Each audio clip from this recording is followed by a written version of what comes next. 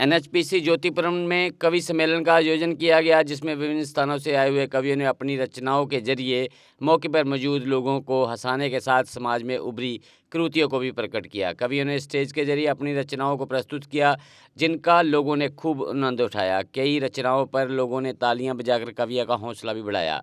कवि सम्मेलन में डीसी रियासी विशेषपाल महाजन मुख्य अतिथि के रूप में उपस्थित रहे। उनके साथ जिला प्रशासन के अन्य अधिकारियों और सलाल प्रोजेक्ट के प्रमुख अनीश गुराहा व अधिकारी भी मौजूद रहे। सम्मेलन में मुख्य रूप से आए कवि उत्तर प्रदेश के सर्वेश अस्थाना और प्रियांशु गजेंद्र के अलावा दिल्ली के उपेंद्र पांडे व पद्मिनी शर्मा के साथ मध्य प्रदेश के विशाल बाग ने अपनी अपनी रचनाएं पेश की। आए हुए सभी कवियों को एनएचपीसी सलाल प्रोजेक्ट की तरफ से सम्मानित भी किया गया। लखनऊ बाराबंकी लखनऊ उत्तर सलाल परिवार हमारा एक छोटा परिवार।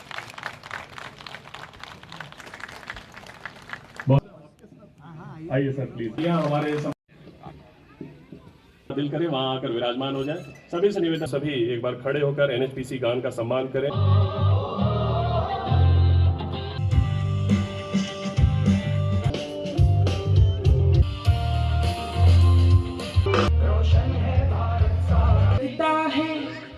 कोई मौसम है जो सांसों में रह रह कर महकता है।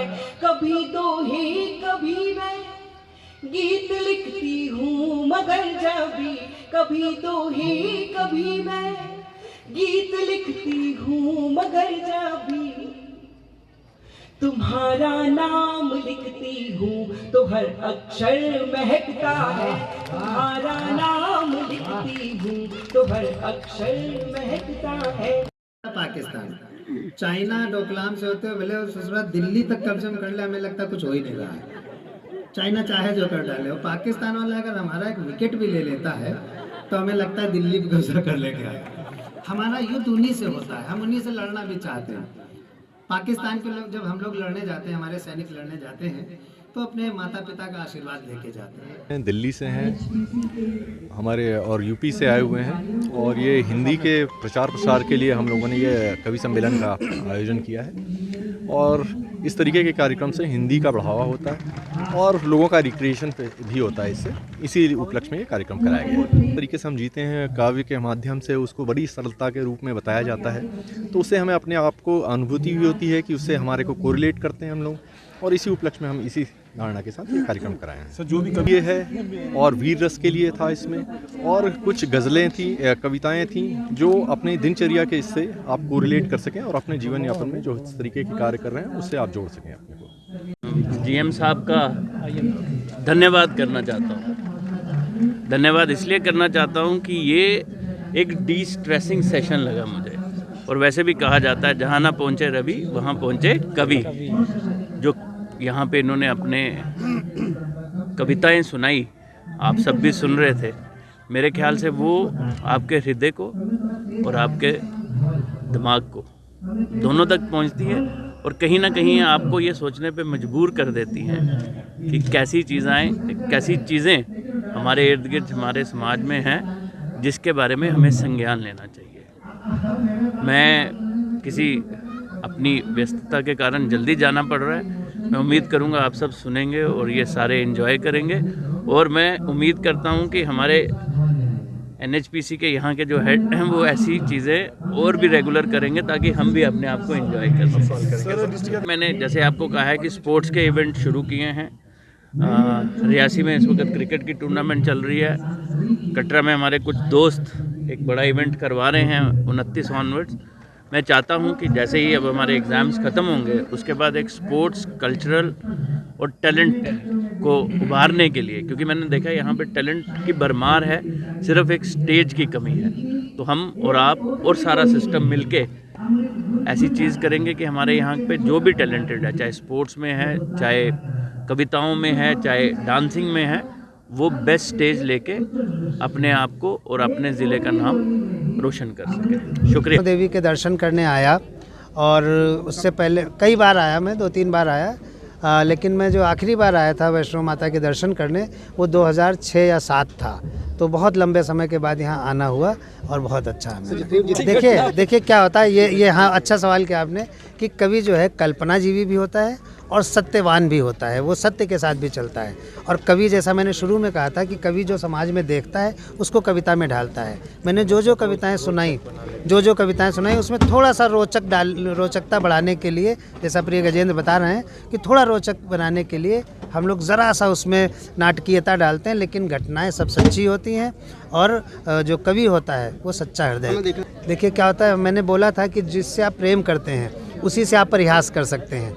हम देवर को, भाभी जो होती है देवर को द्विवर कहा गया, यानी दूसरा वर, लेकिन इसका मतलब ये थोड़ी है कि वो वास्तव में वर हो जाएगा। उसके साथ वो चुगलबाजियाँ वो हो सकती हैं जो हम पति के साथ करते हैं, वो लेकिन मर्यादित रूप से। जो साली होती है उसको आधी घरवाली कहा जाता है, लेकिन इसका मतलब ये थोड़ी होता है कि हम उसको अपने घर उठा लाएंगे, उससे शादी कर लेंगे। हम उसके साथ चुहल कर सकते हैं, परिहास कर सकते हैं। परिहास और उपहास में अंतर होता है। जो नारी का अपमान करता है वो पुरुष अच्छा नहीं है, जो नारी पुरुषों का अपमान करती है वो नारी अच्छी नहीं है। यत्र नारस्तु पूजन्ते रमन्ते तत्र देवता का देश अगर ये है तो यहाँ पर पुरुष को भी ध्यान में रखना पड़ेगा। वही नारी को देवी बना रहा है और कोई नहीं बना रहा, पुरुष ही नारी को देवी कह रहा है। तो एक दूसरे का आदर करिए, सम्मान कीजिए और जम्मू कश्मीर की जय बोलिए। कश्मीर का नाम सुनते ही जो शेष भारत के लोग हैं उनके मन में एक अजीब सी उत्सुकता, एक अजीब सा डर और एक अजीब सा रोमांच आता है। यही हमारे मन में भी आया कि जब जम्मू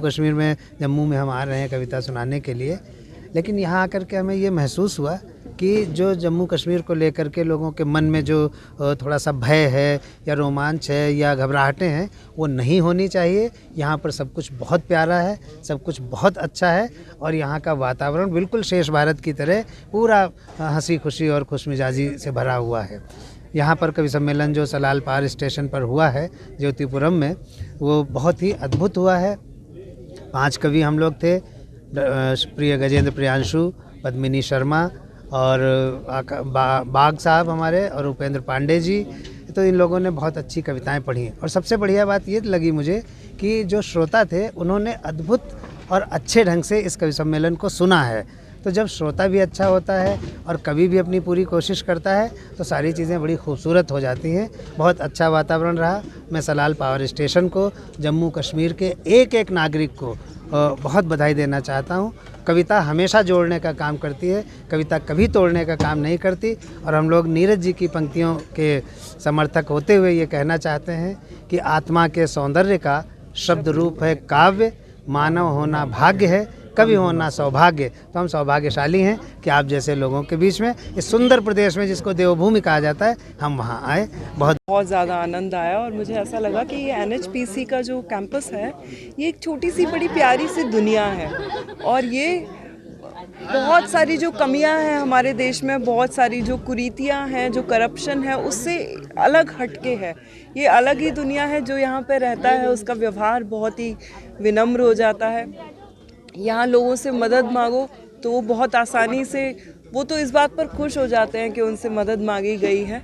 और मेरा पूरा ही एक्सपीरियंस बहुत अच्छा रहा और मंच से भी बहुत अच्छा रहा। इंजीनियर्स को कविताएं सुनाने में बहुत आनंद आता है क्योंकि उनकी समझ अच्छी होती है हर मामले में।